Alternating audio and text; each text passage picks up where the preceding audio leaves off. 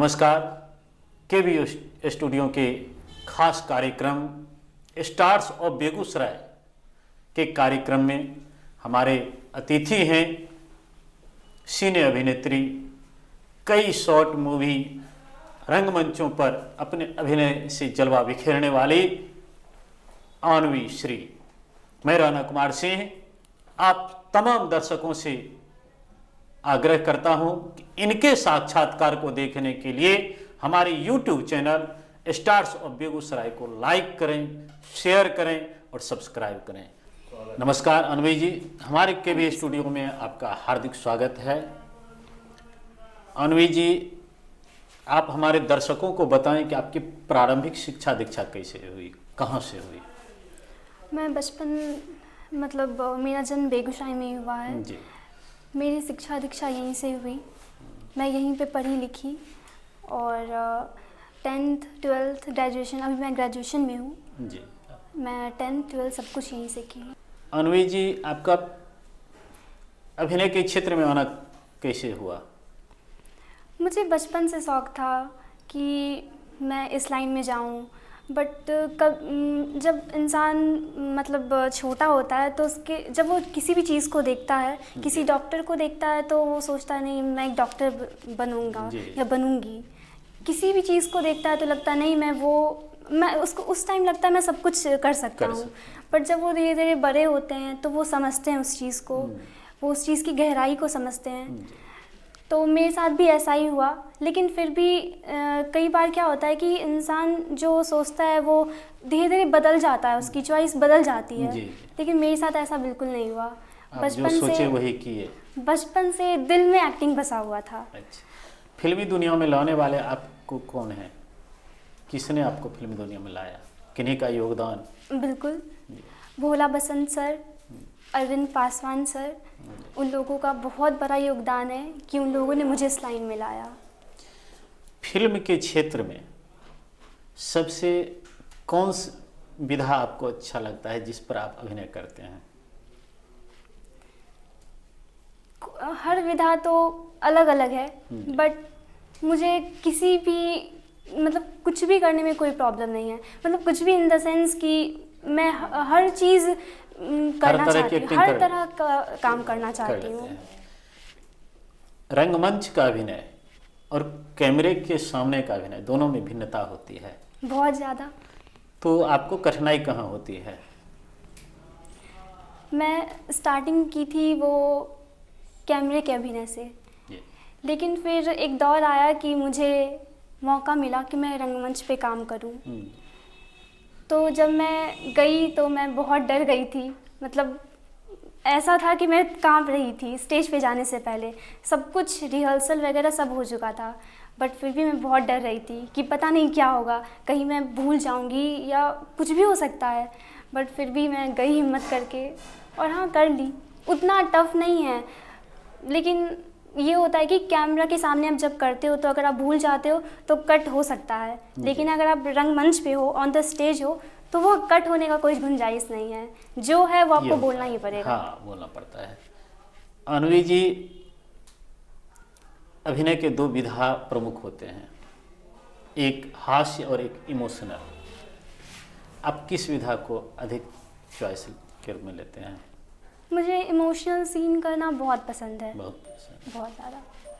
अन्वी जी, फिल्मी दुनिया में आने के बाद आपकी जो प्रमुख सिनेमा हैं कौन कौन से हैं और उसमें क्या किरदार आपका है, हमारे दर्शकों को बताएं आप। ज़रूर। मैं अपने कैरियर का सबसे पहला फिल्म की थी मृत्यु भोज, जो एक शॉर्ट मूवी है। उस मूवी से लोगों को ये संदेश दिया जा रहा है कि आप जैसे होता है ना कि कुछ लोग गरीब होते हैं, बट अगर उनके घर में कुछ हो गया तो उनके पास पैसा नहीं होने के बावजूद भी उन्हें वो करना पड़ता है। समाज उनके ऊपर दबाव डालता है कि नहीं आप करो ये चीज़, जो कि ये बहुत गलत चीज़ है। लोगों को इस सब चीज़ से दूर क्या, जिनके पास जितना है उन्हें उतना ही करना चाहिए। बिल्कुल बिल्कुल। तो इस मूवी में मेरा एक छोटी बच्ची का रोल था जी। और फिर मैं दूसरा मूवी की बोल अनमोल प्यार के, जिसमें कि मेरा एक फ्रेंड का रोल था। और फिर मैं तीसरा मूवी की रक्षक, जो मैं सेकेंड लीड की। और उसके बाद फिर मैं ड्रामा की the doll as a main lead. The doll drama जो है सो बेगूसराय के नाटक में ऐतिहासिक ड्रामा के रूप में गिना गया। हाँ, बहुत ही बेहतरीन सभी कलाकारों का अभिनय उसमें था। आपका जो फिल्मी करियर है, हमारे दर्शकों के लिए किसी एक फिल्म का कोई एक डायलॉग सुनाए। ज़रूर। मैं अपने पहले मूवी का डायलॉग सुनाना चाहूँगी, मृत्यु भोज से। माँ, भैया को खाना में क्या दूँ? घर में खाने को कुछ भी नहीं है। मैं कैसे भैया को क्या दूँगी खाने के लिए? तुम ही बताओ ना कुछ। ये था मेरा। बहुत खूब बेहतरीन आपने अपने फेस को भी दर्शाया कि एक कष्टमय जीवन में किस तरह से दिखाया जाता है। हाँ। एक एक्टर के लिए जो हास्य अभिनेता होता है या अभिनेत्री होते हैं, उनके लिए कठिन हो जाता है इमोशनल करना, थोड़ा, है ना। अगर आप इमोशनल कर रहे हैं, सीन आपको रोने का सीन है फिल्म में या रंगमंच पर, और आपके सामने आपके एगेंस्ट कलाकार जो होंगे वो हास्य हो और कॉमेडी करने लगे, उस समय आप अपने आप को कैसे संभालते हैं? एक्चुअली क्या है ना कि जब इस टाइप का कोई सीन होता है ना, तो हम मतलब उस टाइप का कुछ चीज़ याद करते हैं या फिर थोड़ा अपने आप को उस चीज़ में मतलब उस चीज़ में घुसने का कोशिश करने, हाँ, कोशिश करते हैं। तो फिर बस, और हमेशा जब आप कोई भी काम करो तो आगे वाले क्या कर रहे हैं ये कभी सोचना नहीं चाहिए। जो आप जिस काम को कर रहे हो, आप उस काम में अच्छे से उस काम को करो। क्योंकि एक नाटक में देखा गया था, एक एक्टर हास्य कलाकार थे और सीन ऐसा आ गया है कि उनके पिताजी की मृत्यु हो जाती है और सीन उसमें रोने का है। अब वो प्रयास कर रहे हैं रोने का, उनसे रोना पार नहीं लग रहा है।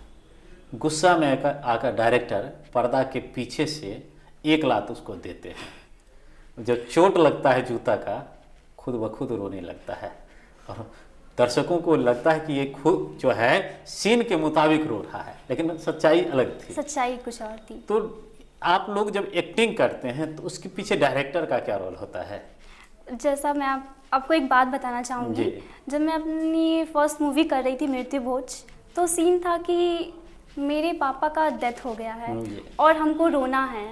लेकिन कभी कभी ऐसा होता है कि आप कितना भी वो चीज़ करना चाहो, आप होगा नहीं। मैं बहुत रोने का कोशिश कर रही थी, मेरे से हो ही नहीं रहा था।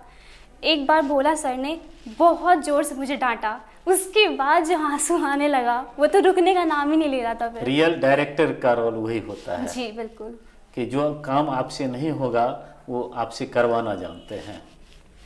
बेगूसराय एक फिल्मी हब है, यहाँ कलाकारों की कमी नहीं है, चाहे वो संगीत क्षेत्र हो, चाहे कला जगत हो या साहित्य क्षेत्र हो, यहाँ कलाकारों की कमी नहीं है। तो आप जब फिल्मी क्षेत्र में आए, अभिनय के क्षेत्र में आए, तो यहाँ के कलाकारों के द्वारा क्या आपको सहयोग किया जाता है या कहीं पैर खींचने का भी काम होता है? दुनिया में हर एक इंसान एक जैसे नहीं होते जी। सबका पॉइंट ऑफ व्यू बहुत अलग अलग होता है। कुछ लोग ऐसे हैं जो पैर खींचते भी हैं और कुछ लोग ऐसे हैं जो आगे बढ़ाते भी हैं। आपके अभिनय के क्षेत्र में बेगूसराय के कुछ ऐसे कलाकार होंगे जिनका अहम योगदान रहा होगा? अगर हैं तो उनका नाम हमारे दर्शकों के बीच रखें। बस वही भोला सर हैं और भी कुछ लोग हैं। कि आपकी भविष्य में योजना क्या है? कुछ तो लेवल लेकर चले होंगे कि हमको यहाँ तक जाकर काम करना है, तो क्या योजना है हमारे दर्शकों को आप सुनाएं। मैं अपने आप को उस जगह पे देखना चाहती हूँ जिस जगह पे लोग मुझे ये बोले कि मैम प्लीज़ एक सेल्फी, क्योंकि मुझे सेल्फी लेने का बहुत शौक है, बहुत ज़्यादा। मोनिका जी, वर्तमान दौर जो अभी है फिल्म दुनिया का, और जो हाल फिलहाल की घटना हुई है बॉलीवुड में, कहीं ना कहीं हमारा फिल्मी जगत शर्मसार हुआ है। ऐसे स्थिति में क्या फिल्म को फिल्म को उज्जवल भविष्य के रूप में आप देखती हैं? बिल्कुल, क्योंकि ये एक ऐसा मतलब केस है जो कि उभर चुका है, लेकिन ऐसे हर दिन वहाँ पे ऐसे बहुत सारे केसेस होते रहते हैं जो कि हम लोगों को पता तक नहीं चलता। तो हाँ, क्यों नहीं, आदमी को हमेशा प्रयास करना चाहिए। कभी इंसान को हमेशा नेगेटिव और पॉजिटिव दोनों सोचना चाहिए, बट हमेशा पॉजिटिव की ओर बढ़ना चाहिए कि नहीं, सब कुछ अच्छा ही होगा। एक कलाकार के रूप में आप बेगूसराय को किस रूप में देखती हैं? यहाँ पे कलाकारों की या किसी भी चीज़ की कोई कमी नहीं है जी यहाँ पे ऐसी ऐसी मूवीज़ बनी हैं जो कि बॉलीवुड को टक्कर दे सके, जी जैसे कि जट-जटीन, लव यू दुल्हन, चौहर, ये सब मूवी बहुत ही अच्छी बनी है। जी। तो आप किस अभिनेता के साथ अभिनय करना सबसे पहले पसंद करेंगे, अगर ऐसा अवसर मिल गया तो? वहाँ जाके मैं सबसे पहले आमिर खान के साथ करना चाहूँगी। आमिर खान के साथ? क्योंकि मैं उनके साथ इसलिए काम करना चाहती हूँ क्योंकि वो जिस भी पार्ट को वो चूज़ करते हैं, उन्हें उनकी जो कैरेक्टर जो होता है उनका कैरेक्टर, वो उसमें पूरे मतलब डूब जाते हैं।